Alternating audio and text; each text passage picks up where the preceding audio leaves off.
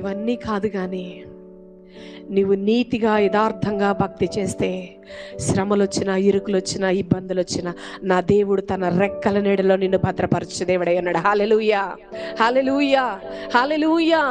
నిశ్చలమైన భక్తిని చేసినప్పుడు భయం ఉండదు. నిశ్చలమైన భక్తి చేసినప్పుడు ఎటువంటి శ్రమలు వచ్చినా కూడా నా దేవుడు పరాక్రమశాలి అయిన పక్షమై ఉన్నాడు. శ్రమ నీవు నన్నేం చేయగలవు? శత్రువా నీవు నన్నేమి చేయగలవు?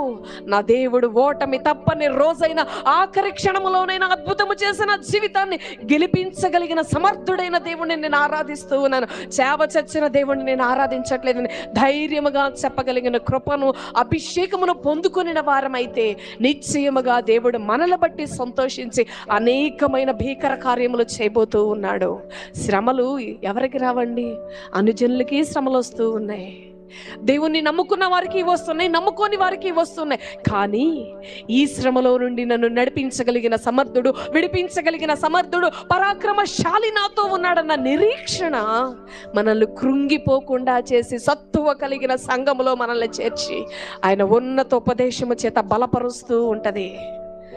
అందరికీ శ్రమలు వస్తాయి, కానీ నిరీక్షణ ఉండదు. అంతే. అందరికీ ఇరుకులు ఉంటాయి, అందరికీ బాధలు ఉంటాయి, అందరికీ అనారోగ్యములు ఉంటాయి. అంత గొప్ప సేవ చేసిన ఎలీషా మరణకరమైన రోగము చేత పీడిపబడుతూ చనిపోయాడండి. సేవకులకి రోగాలు రావా? విశ్వాసులకి రోగాలు రావా?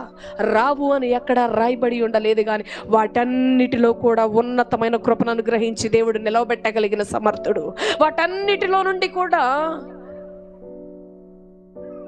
విడుదల చేయగలిగిన నాథుడైన. భక్తిలో విసుగు చెందొద్దు, భక్తిలో నిరుత్సాహాన్ని కలిగి ఉండొద్దు. నా దేవుడు వాగ్దానము చేశాడు, వాగ్దాన పూర్ణుడిగా ఆయన నన్ను నడిపిస్తాడు.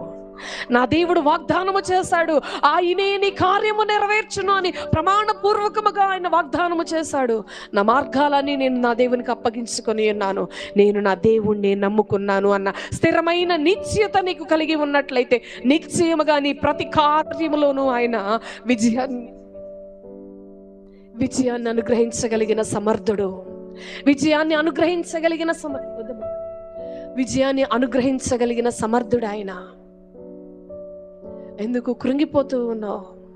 ఎందుకు లోకం వైపు చూస్తూ ఉన్నావు? శ్రమ కలుగుతూ ఉన్నప్పుడు ఎందుకు లోకంలో ఉంటే ఒకవేళ నాకు ఇటువంటి ఇబ్బందులు ఉండేవి కావేమో, ఒకవేళ లోకంలో ఉంటే ఇటువంటి శ్రమలు వచ్చేవి కావేమో, ఒకవేళ లోకంలో ఉంటే ఇంతకు మించి నేను ఆశీర్వదించబడగలిగిన వాడనేమో, లోకంలో ఉంటే ఈ పాటికి ఎప్పుడో మట్టిలో కలిసిపోయేవాడు.